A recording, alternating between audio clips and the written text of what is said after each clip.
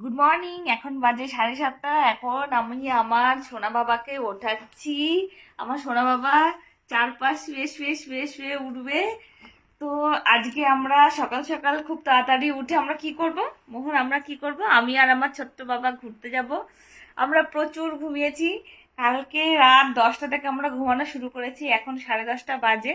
তো 10:30টার মধ্যে এখন আমাদের ওঠার আর কি আমাদের উঠতে ইচ্ছা করছে না, কিন্তু মানুষের জীবন, রান্না করতে হবে, খেতে হবে, খাওয়াতে হবে, জানো বাবু, গুজু গুজু গুজু। ওঠো ওঠো, সবাইকে বলো গুড মর্নিং। সবাই উঠে পড়ো। তোমরা কে কে কটার সময় ঘুম থেকে ওঠো জানিও। এমনি নর্মাল সময় আমাকে তো 6টা না, 6টা না, 6:30টার মধ্যে উঠতেই হয়। তো আজকে আমাদের ওঠার কোনো তাড়া নেই, যার জন্যে মাও শুয়ে আছে, মার পাশে ছেলেও শুয়ে আছে। ঘড়িতে এখন প্রায় 7:30 বাজতে চললো। সবাইকে শুভ সকাল, গুড মর্নিং। সবাই কেমন আছো জানিও।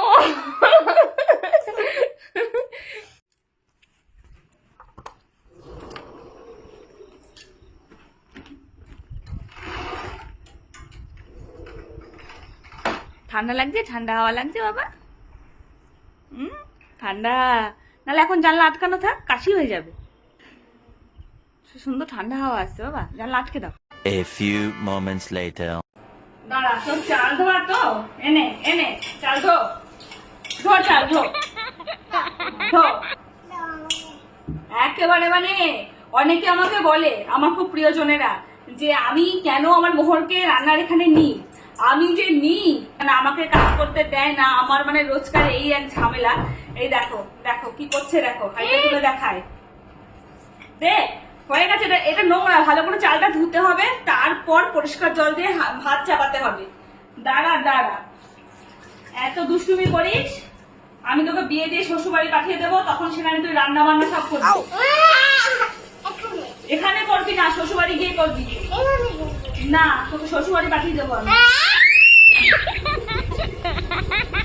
শ্বশুর বাড়ি গিয়ে ভাত রান্না, মাছের ঝোল রান্না, সব রান্না করবি। কি এখানে করবি না?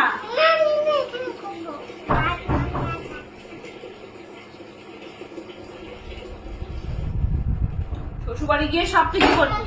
আমার খুব কাছের জনরা, মানে অনেকে ফোন করলে মাঝে মাঝে আমি বিরক্ত হয়ে যাই, মাঝে মাঝে আমার সময় থাকে না। সময়টা থাকবে কি করে বলো? প্রত্যেকটা কাজ নিয়ে এরকম ধরনের মারামারি করে, প্রত্যেকটা কাজ নিয়ে আমি কিভাবে বোঝাবো? শ্বশুরবাড়ি চলে যা তুই, শ্বশুরবাড়ি গিয়ে সব কাজ করবি, ভাত রান্না করবি, উঠোন নিকাবি, আরো যা যা কাজ আছে সব করবি তুই। রাখ এটা তুই। স্মৃতির পাতা থেকে এই ছোট্ট টুকরোটা খুঁজে পেলাম। অনেক দিন হয়ে গেল, এখন আমার ছেলের বয়স প্রায় 3 হতে যাবে। এখনো পর্যন্ত এই ভিডিওটা আমার আর দিয়ে ওঠা হয়নি, কিন্তু ছোট্ট ভিডিওটা না শেয়ার করলেই নয়। সবে আমার ছেলে একটু একটু হাত ধা শিখেছে, ল্যাকপ্যাক করতে করতে যখন তখনই ডিসব্যালেন্স হয়ে যায়। কিন্তু সেই সময়টা আমি একই কাজ করছি, সমানে ছেলেকে এন্টারটেন করে যাচ্ছি। হ্যাঁ, অবশ্য রাধামা এখন কাজ করছে না, এখন অন্য এক দিদি কাজে আছে। তো সেই সময়টাই কিন্তু ছেলে স্বভাবটা সেই একই রকম। ওর সাথে কথা বললে ঠিক আছে, সবসময় আমাকে সেই পাহারায় দিত।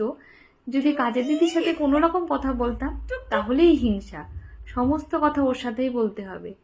নিজের কাজ সেরে সব সময় সকাল সন্ধে ওকেই এন্টারটেন করতাম। আজও ঠিক যেভাবে করি তখনও সেভাবেই করতাম। তাই আজকে যখন ছেলেটাকে দেখি শুধু মনে হয় হাতে পায়ে লম্বাই হয়েছে, কিন্তু আমার কাজের ভার সেই একই রকম আছে। হ্যাঁ, নোংরা তুলছো তুমি, নোংরা তুলছো। তবে হ্যাঁ, ছেলের ভিডিও দেখে এইটা খুব মনে পড়ছে, সেই সময়ও যে কৌতূহল, আজও সেই কৌতূহল। ঝমঝম ঘম ঘম টমটম করে কোথা থেকে কোন আওয়াজ আসছে, কেন আসছে, সেই থেকে প্রচন্ড নেশা এখনো তার। ওইদিকে বাটনা বাটার আওয়াজ হচ্ছে আর ও হাঁ করে করে দেখছে আওয়াজটা ওই জায়গা থেকে আসছে।